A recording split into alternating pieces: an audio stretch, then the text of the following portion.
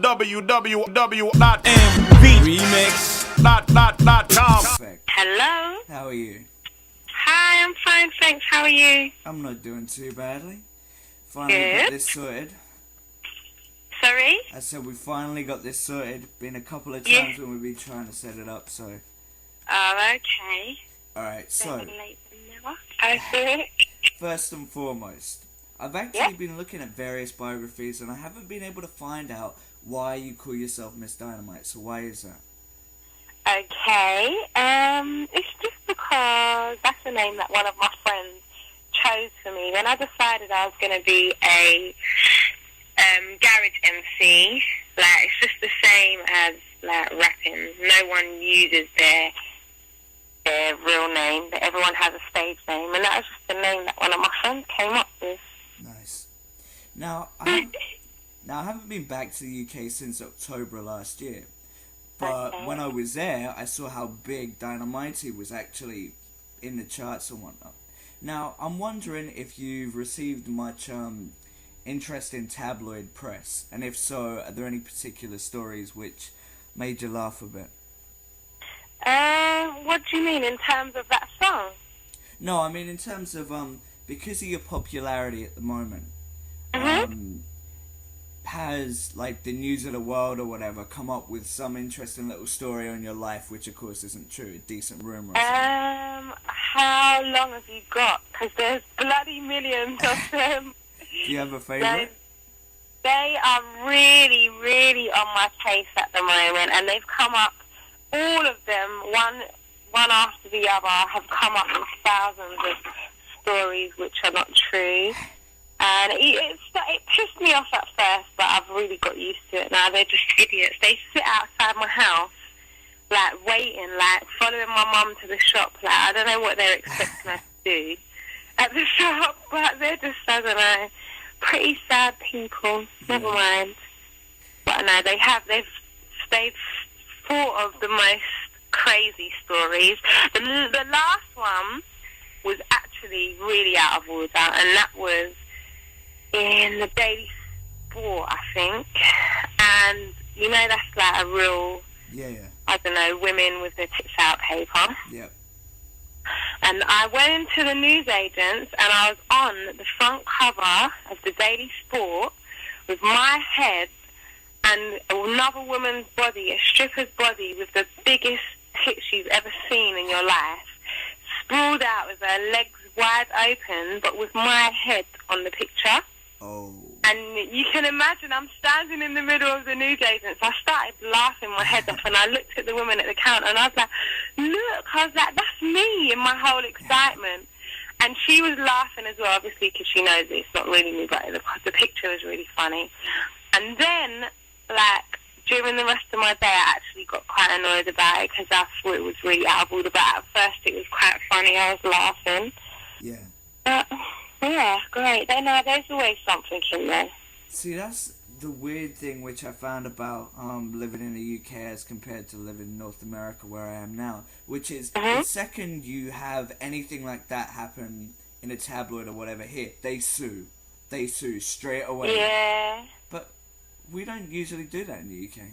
I know, because unfortunately for us, we have, I think, a system which really supports the tabloids and doesn't support the people. I think on some cases, like with some celebrities, I have to say, if I'm really honest, I kind of think, not that they deserve it, but some people kind of ask for it a little bit, because they constantly sell stories or personal stories to the paper anyway, or they use the media for their own, like, to exploit stuff when they want to exploit it. Yeah. I don't think you can pick and choose. I think for artists like myself, I've never done an interview with, like, a tabloid newspaper. I think I did one in the very beginning with the Daily Mirror, and that was because my record label had advised me to.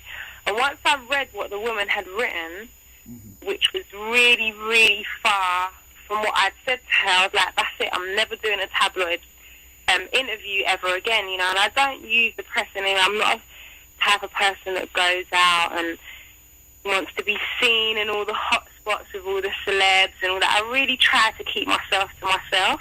Yeah. But for people like me, I think it's really unfair because they're really out of order. I mean, recently they've put a picture of my house and my address and everything that surrounds my house, like all the local schools, and there's a local cemetery and the closest road to my house. They've put all of that in a paper. And this one, I really am going to try to take to court because, you know, that's my safety and my family's safety. But I don't know, I'm not really that hopeful about it because, like I say, we have a system that really supports the press, unfortunately. Yeah, not much we can do about it, but... No, never mind. Alright, so, moving on to a happier topic. Please do. Press in North America has compared you to both Missy Elliott and Lauryn Hill. Okay. Now, which would you prefer to be compared to out of the two of those?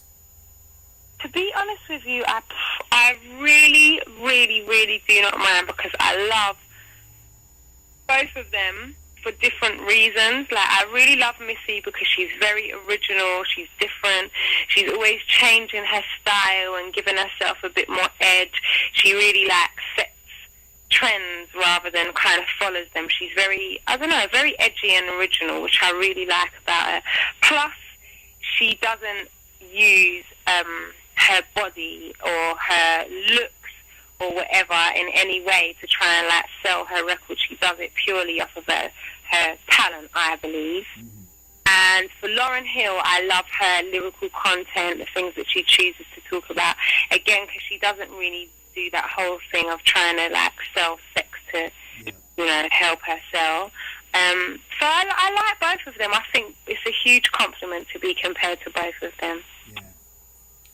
How did the George Michael Faith performance arise at the Brits, and can you explain your feelings on the current situations in Iraq? The whole thing of George Michael, that was basically done through... Hello? Yep, I'm here. Oh, sorry. Yeah, that was basically done through... The Brits had asked me to perform, like, at the whole award ceremony, and I'd really wanted to do a cover of Faith, but I planned originally to do, like, an R&B version. Like, months ago, I just thought it would be a really cool cover to do. And then when the Brits came along, we were trying to think of a good a collaboration to do. And one of my A&Rs just said, what about Faith, the whole idea you had with redoing Faith? So we contacted George. He was totally up for it. And so I rewrote my part of the lyrics. And that was kind of it, really. We did that whole thing. Nice.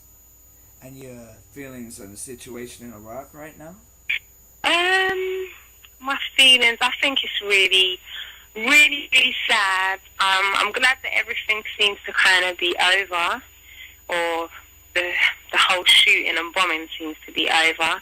And I just think it's really sad that so many people had to die, you know, like the civilians and the soldiers that died. I think it's really, really sad. And just hopefully, I don't know, in the future, we can find different ways to sort out our differences where lives don't have to be lost.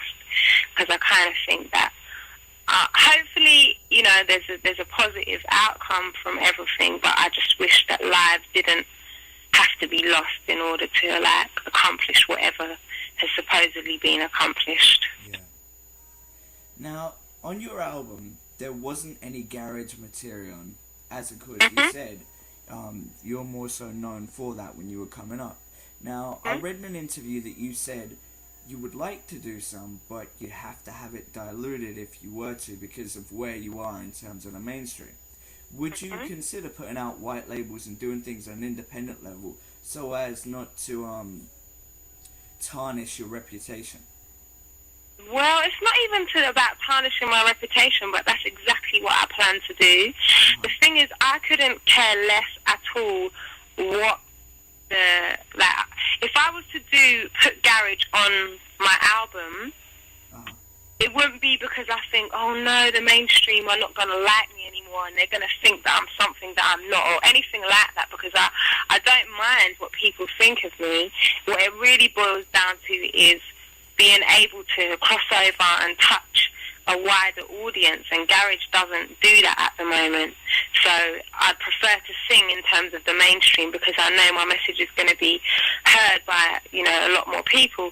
But in terms of doing the garage stuff, I love it, definitely, and that's exactly, so that's exactly what I plan to do, is continue to put stuff out on the underground, on white label, and just to have it there, just to keep, you know, keep my name as an MC alive and bubbling, and because it's something I really enjoy doing. Yeah. There was a rumor that Dre offered you some production, but you turned it down. Is that true? Or? No, that is such a lie. Who would turn down Dre's production? Come on now, I'm not stupid. No way, that is not true. That was basically when I came out there at Christmas, there was a party which I was invited to. I think it was the end of year party. And obviously I'm pregnant and I was very, very sick and I couldn't go. And that was all it was boiled down to. I don't know how the press here found that out or how they twisted it into being about producing and me turning him down, and specifically like directed it at him and me. But it was nothing like that. There was a big party at Interscope and I just didn't go because I felt sick. It was nothing to do with Dre or anyone apart from my poor little baby. So I don't know where that one came from, but never mind. But yeah, I'd love to work with him, and I definitely wouldn't be turning him down if he asked me to. Nice. So now A Little Deeper is a very interesting track, but and the album as a whole. Thank you. I'm the same age as you, and I find, because I write scripts as well as doing this, that people question your knowledge if you're trying to talk about something in a broader sense because of our age. So yeah. How do you react to that when someone says to you, like when you're young and in love or whatever, oh, you're too young, you don't understand, how can you talk about that, you don't know what you're talking about? How do you react to that? Well, I just feel that there are people twice my age that haven't experienced half of what I have, and then there are people half my age that have experienced triple the amount that I have. So I don't really think, I really do believe that age is simply a number. It's a number that's given to you for how many years you are on this earth. I think it's totally insignificant. I think what really determines kind of how old you are in terms of your mind is the things that you experience in life. So I'm not really put off by people that say, oh, well, you can't know about love because you're only 22 years of age and blah, blah, blah. Because if I feel it, then it's real, and that's all there is to it, you know. If I experience something, it's real. It's what I've experienced, and I will continue to write about it. You know, I don't ever get put off by other people's opinions or perceptions just because I'm a young person. If you weren't making music, would you go back to anthropology or follow another passion? If I'm really honest now, I would probably do anything I could to become a teacher still. I definitely still would love to be a teacher, but I don't know if I'd do a degree in anthropology. I think I'd do a degree in something a little bit more easy, like art, or something a bit more creative. I don't know, but I'd definitely like to be a teacher. So that kind of coincides with the next question, which is, do you have any non-musical aspirations? Like stuff that I'd like to do that's not related to music, you mean? Of course, yeah. Okay, sorry, okay. Yeah, I would love to, first of all, I really would love to have my own record label and be able to help, you know, up-and-coming talent and nurture it and put some real talent and real music back into the music scene over here. I would also really like to write. Like, I don't know what type of writing, like poetry or story or something, I don't know, maybe even script writing or something, but I really love writing. That's a real big passion of mine. all the stuff that I want to do is all probably related to like being creative, but also to involve the community. So I'd like to have a really big gallery and just get loads of young artists to kind of like paint and draw and, I don't know, auction their work or something. I don't know, I have ideas of stuff that I'd like to do every single day. I could go on forever. Well, yeah, I know what you mean. Creativity is definitely the best way of doing things, because I don't think I can really do a 9 to 5 that well. No, definitely not me either. So, right. There's a phrase which I've had used to me a couple of times, and it's "could you die today," saying you'd lived. Now, do you feel you're able to seize the day now that you are where you are, or are you prohibited to do so because of your popularity? So do you feel you can do whatever you want? You know, you wake up, you decide, I want to go and do this, but maybe if you were to do it, your safety would be jeopardized because you'd be immersed in a lot of fans or whatnot. No, I feel that my life is, although I do what I want to do, my life is very much dictated at the moment, if that makes any sense, because although people, like, no one can tell me what to do, it doesn't matter that I have this job and that it's really important, and if I don't want to do something, I'm not going to do it. But then I'm not stupid, and I want to succeed and I want to be successful, so I end up doing most of the things that people, you know, advise me to do, because I know that it's going to be good for my career and obviously good for me in the long run.